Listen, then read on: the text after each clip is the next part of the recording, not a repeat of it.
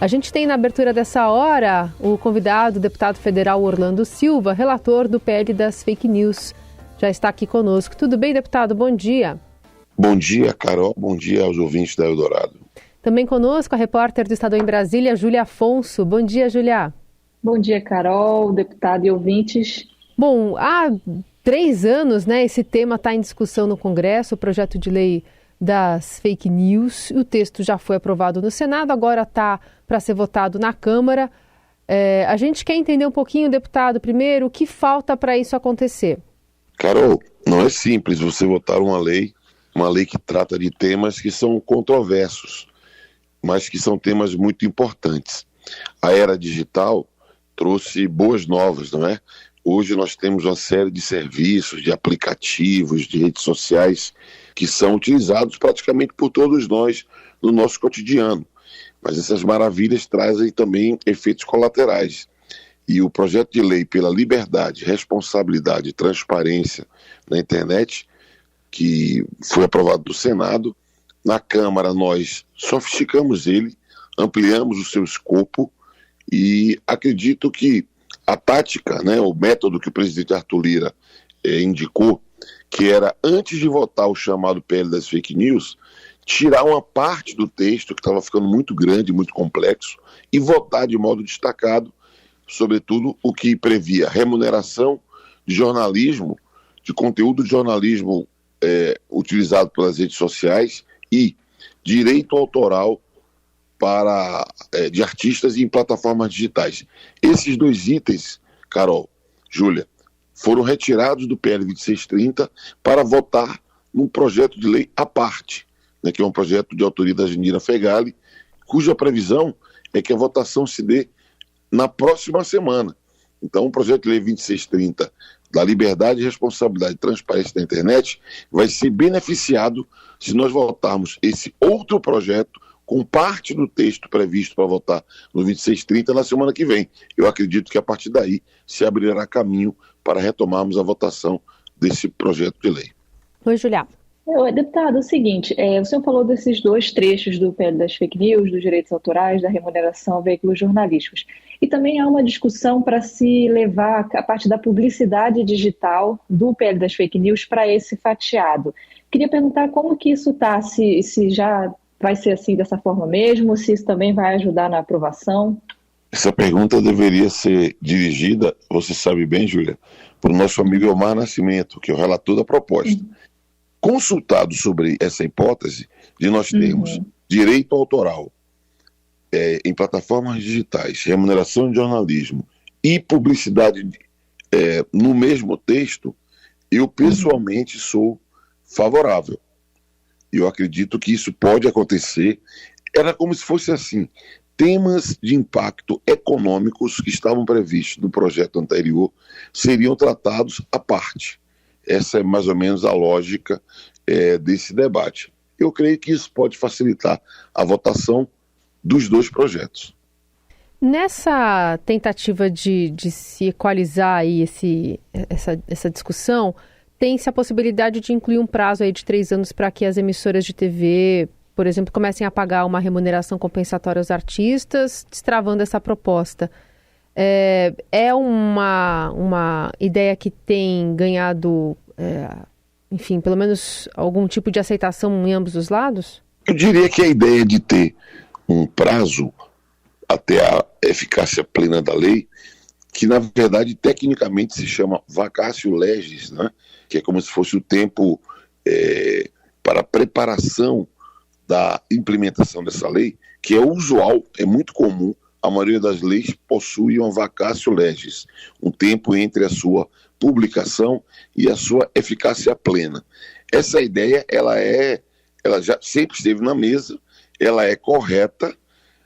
Agora, não há uma definição nesse momento ainda sobre qual o prazo. Isso é parte das tratativas que devem se dar até o dia da votação do projeto. Mas a minha impressão é que sim, haverá um intervalo de tempo entre a publicação da lei e a sua eficácia plena, incluindo esses temas de natureza econômica. Deputado, em relação ao PL das fake news relatado pelo senhor, Muitos deputados reclamam de perfis fakes na internet, alguns chegaram a sugerir que o PL obrigasse a vinculação de CPF e a criação dos perfis. Pergunto como que o PL das fake news vai tratar essa questão? Vai ter algum sistema, alguma necessidade de comprovação de que aquela pessoa é real? No mesmo artigo da Constituição Federal, em que é garantida a liberdade de expressão, o mesmo artigo fala: fica garantida a liberdade de expressão, vedado o anonimato, ou seja, proibido o anonimato. O anonimato é previsto para sátira, para humor, para temas outros. O pseudônimo é admitido, mas não o anonimato no exercício da liberdade de expressão. É por isso que muitos parlamentares defendem que seja identificado o titular dessas contas.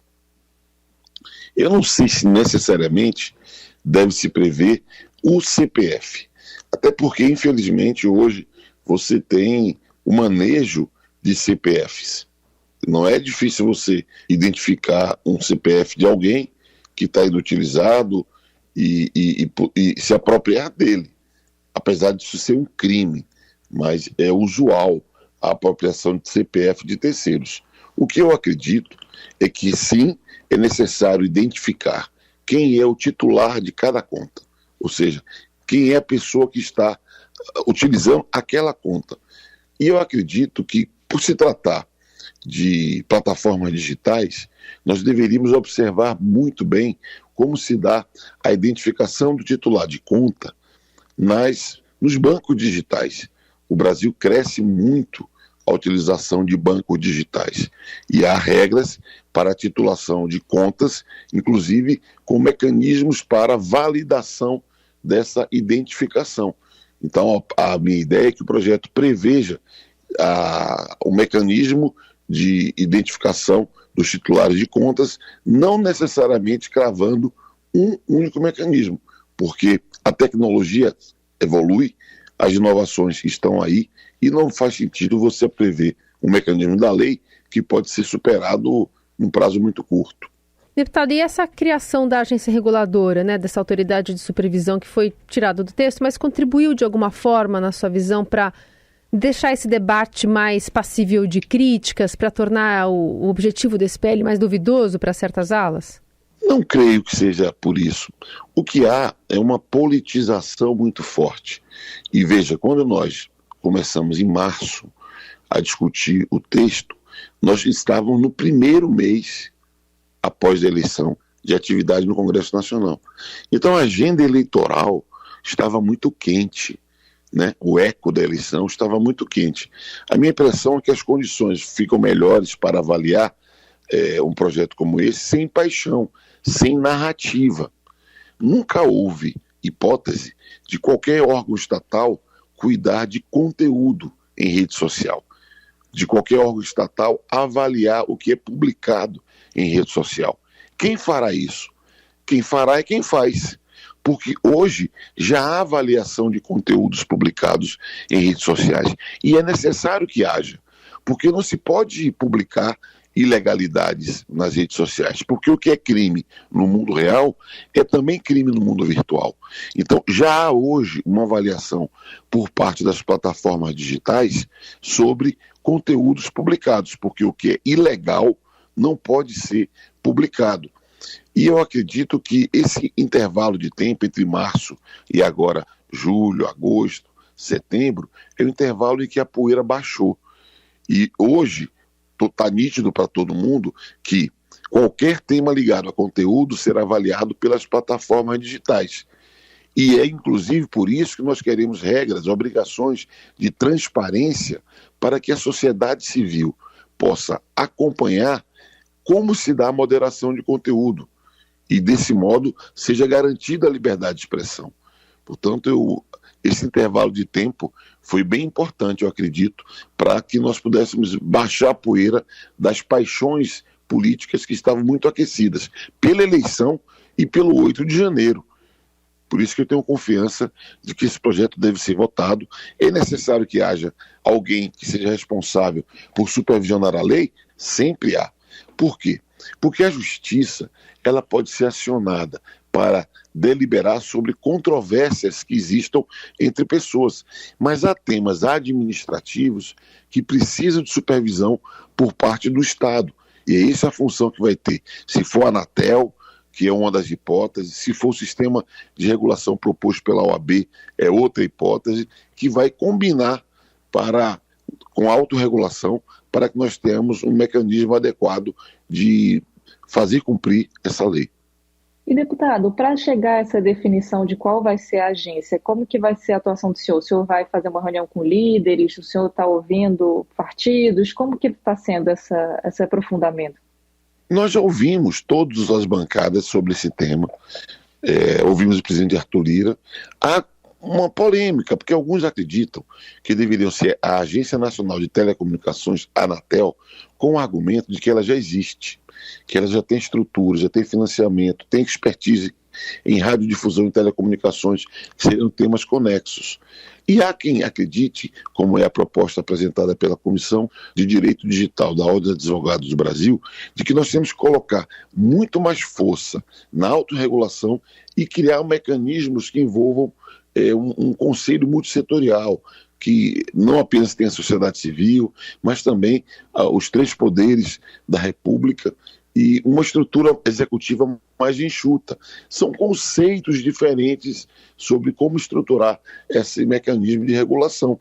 É uma decisão que eu vou, na hora que for ser colocado na pauta pelo presidente, fazer uma última rodada com os líderes e, a partir de uma avaliação média, vamos oferecer ao plenário para que ele possa decidir.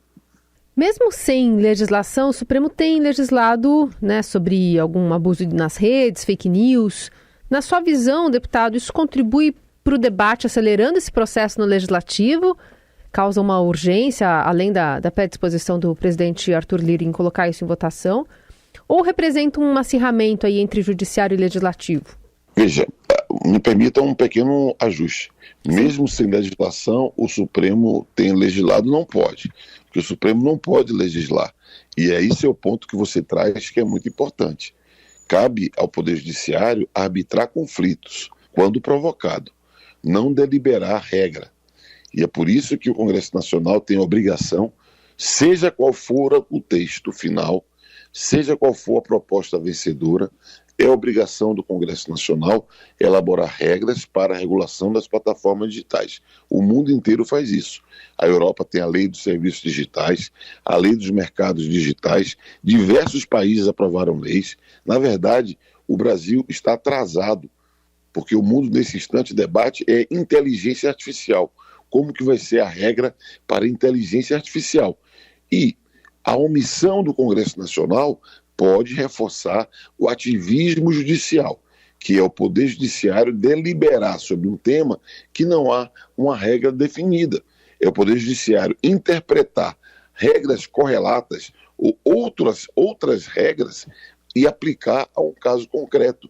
Isso pode produzir precariedade e desequilíbrio na relação entre os poderes. Agora, se o Poder Judiciário age nesses termos, é porque há omissão por parte do Poder Legislativo, que ao não cumprir com a sua tarefa, abre caminho para o chamado ativismo judicial, que, na minha opinião, é uma distorção no funcionamento das instituições do país. Deputado, lá em abril, maio, na época da votação da urgência e do que seria a votação do mérito, as Big Techs fizeram muita pressão nessas discussões, disseram que precisava de um aprofundamento, que não era suficiente o que havia sido feito até então. Uma pergunta, já se passaram 3 meses do que seria a votação. O que houve de lá para cá? As Big Techs foram ouvidas de novo? Houve esse aprofundamento que elas pediam tanto?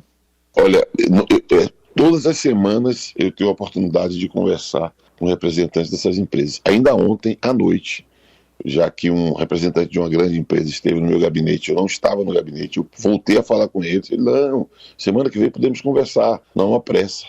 Então, o debate há, o que há é divergência, a diferença, se deve ou não deve haver regulação e quais termos a regulação deve se dar.